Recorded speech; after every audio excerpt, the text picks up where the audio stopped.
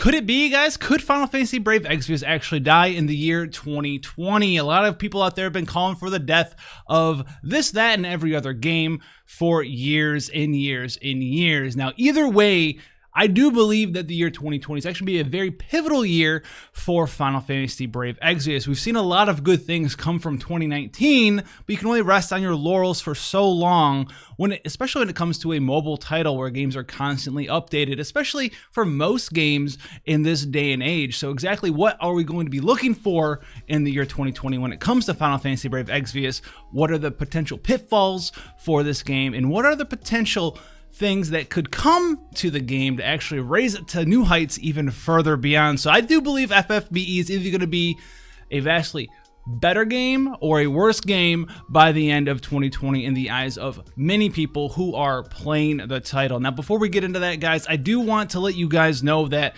you may not know this already, or you may know it, but January is an absolutely terrible time of the year in general as a content creator on YouTube, especially if you're one such as myself, where the vast majority of your revenue does actually come from ads. And I'm absolutely bad at this, but January is a terrible month, especially for someone like me. The vast majority of the money that I do make on this platform, and like I said, I hate talking about it, is actually from YouTube ad revenue, not even on this platform, just in general.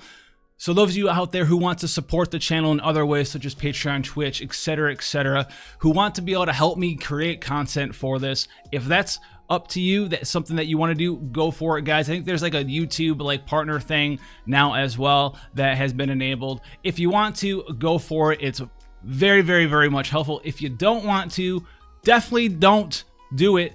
And thank you anyways for watching the content, so I can continue on making content for you guys out there for Final Fantasy Brave Exvius, other Final Fantasy titles, and other role-playing games, aka RPGs, guys. So thank you so much, but let's get into this stuff. Is FFBE gonna die in 2020? What are the things that FFBE needs to take a sharp, solid look at when we're moving into the next year of Final Fantasy Brave Exvius? Obviously, there's already pre-year, 9 months or so ahead of us, right? We have the content from JP, but there's some pivotal things that FFB really needs to look into, in my opinion, if they want to keep going and make further improvements to the title. Because I'm always someone who likes to determine, live their life in the way that there's always something that you can do better, regardless of what it is in life, right? Whether it's physical activity, mental activity, anything, any agenda, your hobbies, anything, you can always improve on some aspect of your life. And so I kind of, when I look at something else, I have that same perspective. So some things that FFBE definitely needs to take a look at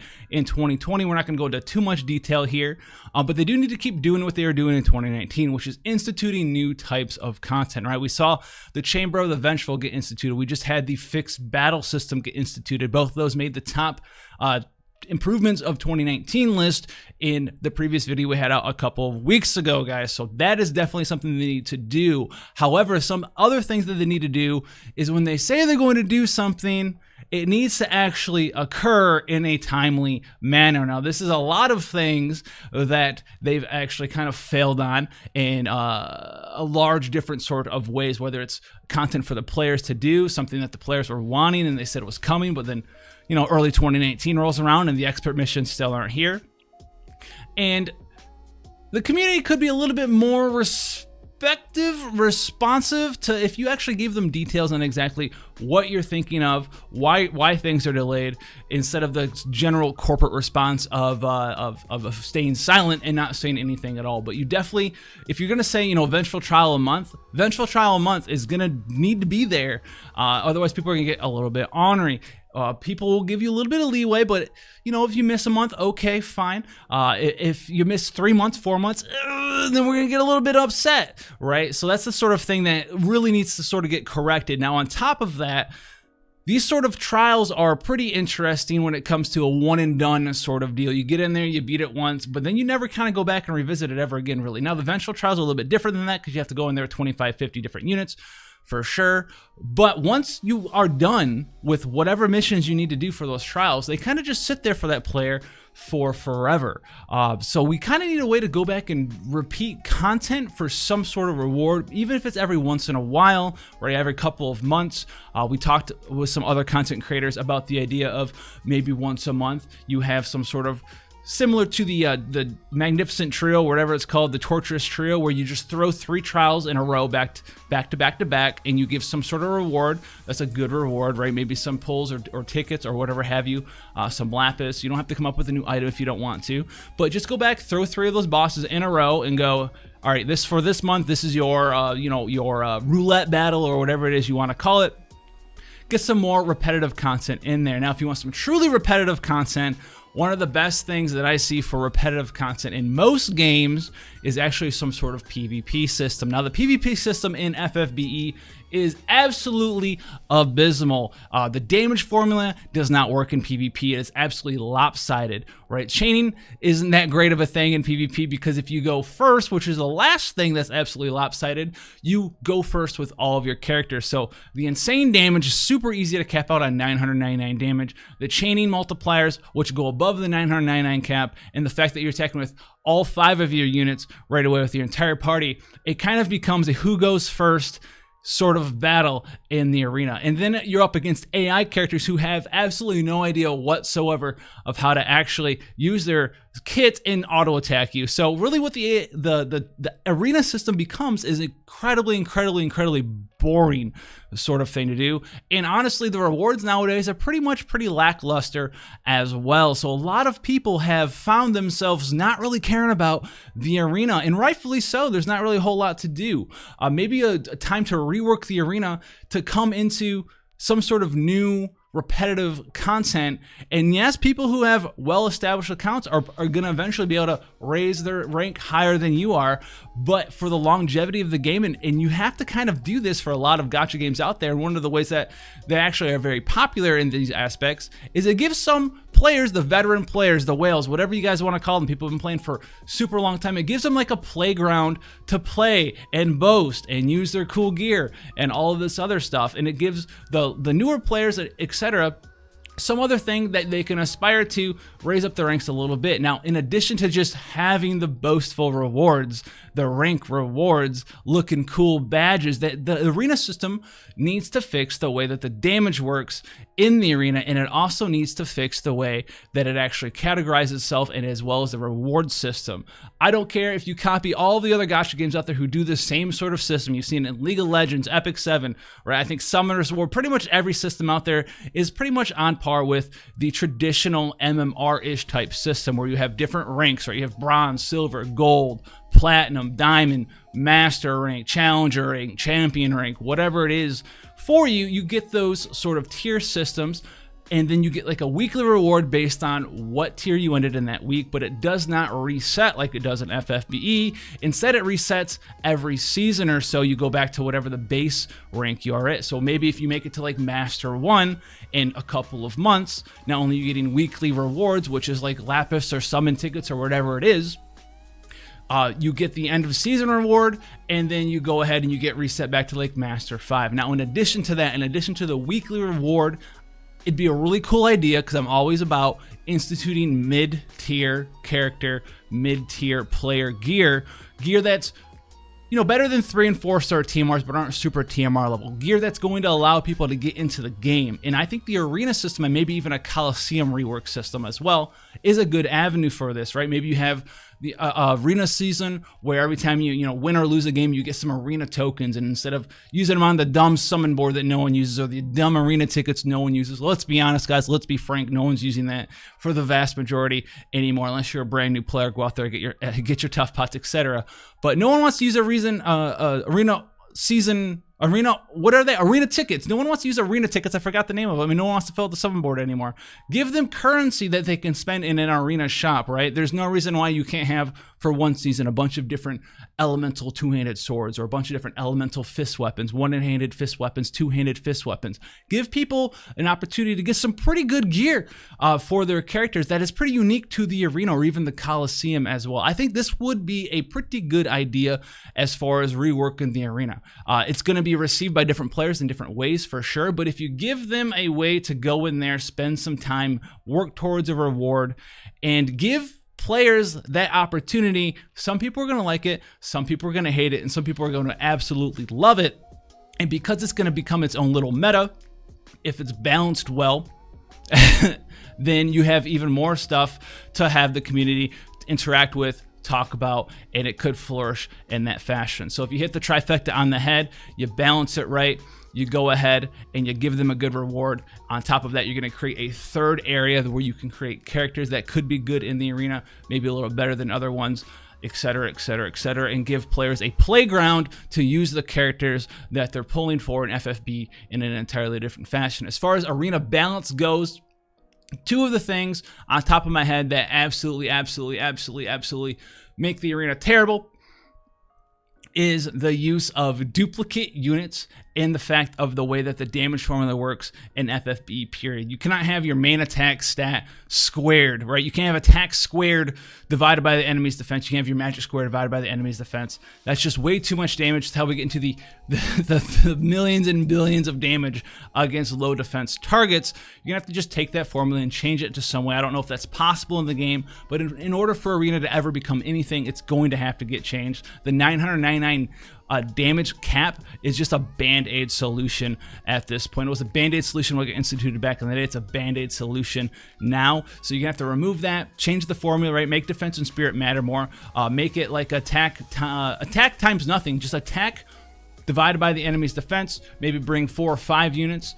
Maybe take the units from 5 to 4. Make it so you can't summon espers. That way you don't have to worry about the Odin Shees, right? The whole death thing's banned. And then remove duplicate units and just kind of go from there and see if that's a thing that could happen there. Now, there's more stuff we could talk about for the arena, but I do think that it is something that we could look into as making the game a lot better by giving it new sorts of repeatable content. At the top of repeatable content, we've talked pretty much about everything that I could think of for repeatable content. How cool would that be, though, guys? How cool would that be, repeatable content? Different bosses, maybe the Coliseum could get reworked, and it could be that roulette thing. Maybe every week, instead of the Coliseum existing, you have those old bosses in the Coliseum. You get Coliseum points, and there's a different Coliseum shop, something of that nature, where you can buy accessories, materia that are unique to that store that rotate every season.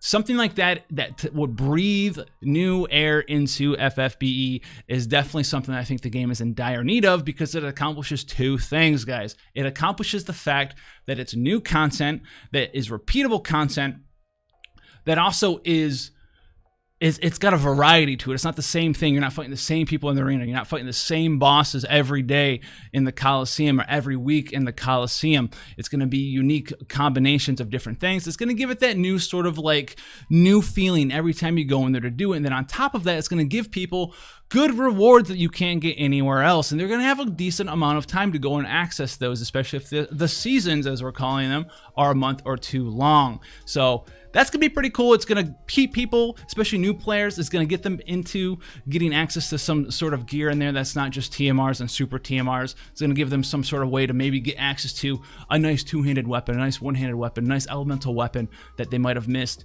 because they can't get those quite yet because they just started the game. They've only been playing for a couple months. This is going to give them something to work towards, not only just the trials, but work towards getting better in an arena. We've seen how popular these sorts of systems can be in other games. I don't know why we can't adopt it into FFBE. I always have said, and especially if you talk to me about different stuff like this, FFBE has the end game that a lot of other gacha games do not have, period. It's the thing that kind of sets it aside. The trials, the difficulty high tier trials, we get that kind of stuff all the time. What it doesn't have, FFBE doesn't have, that other gacha games kind of do, is the repetitive sort of working towards some sort of progression, and doesn't have the PvP that other games really seem to be focused in the mobile gaming market.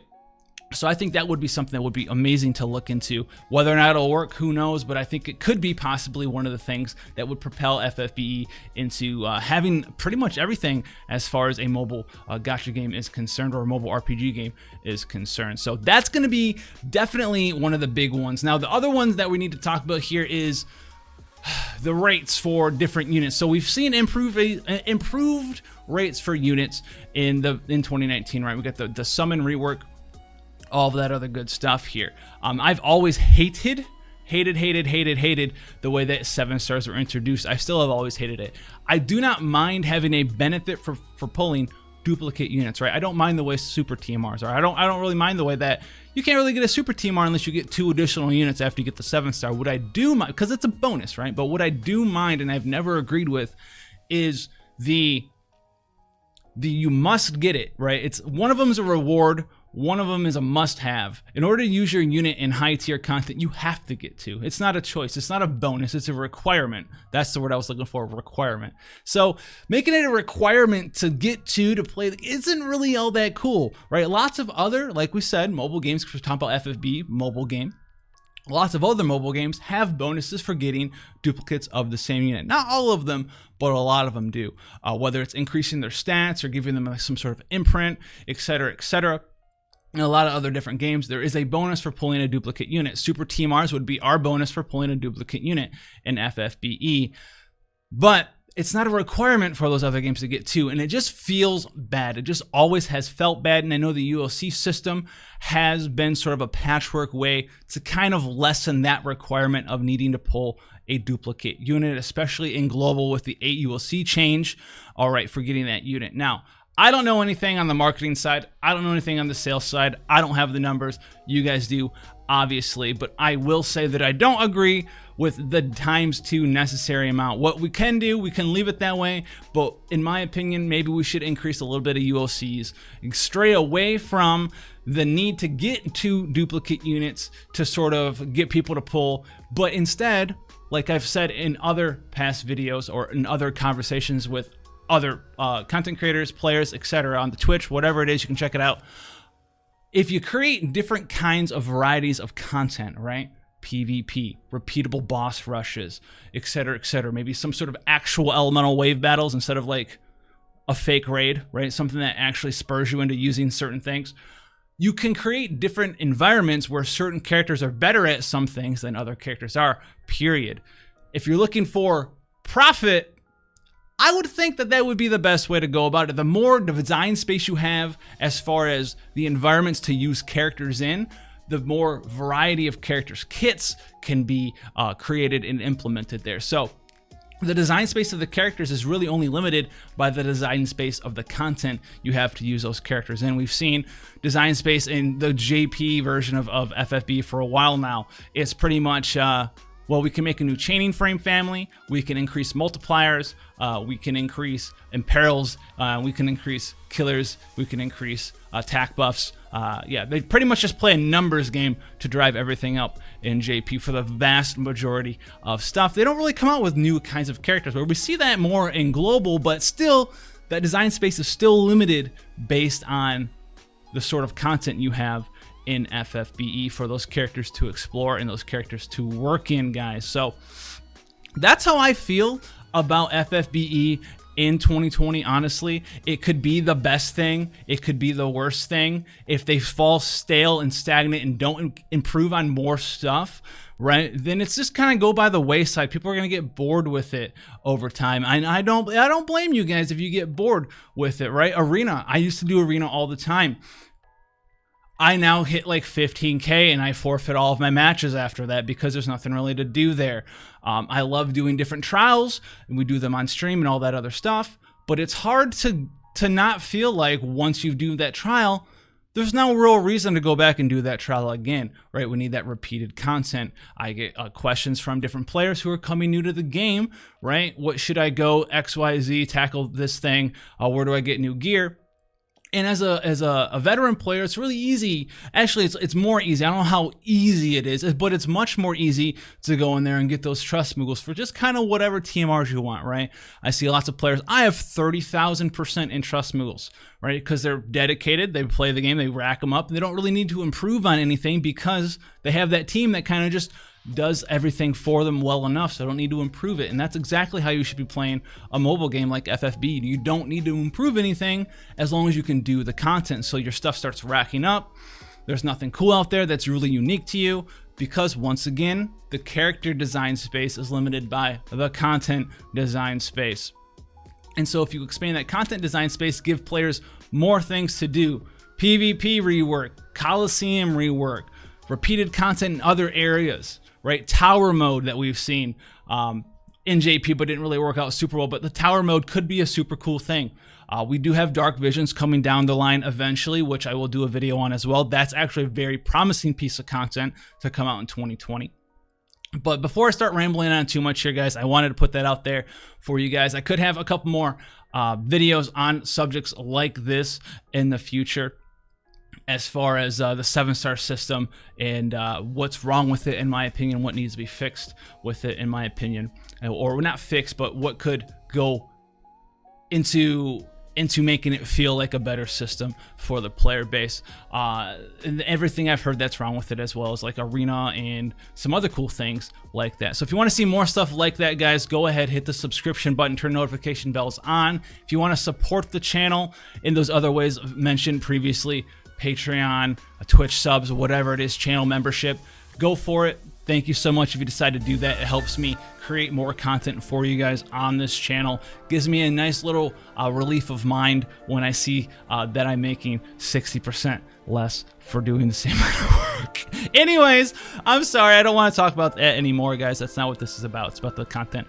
for you. But anyways, guys, I'll see you in the next one. Stay safe out there. Take care.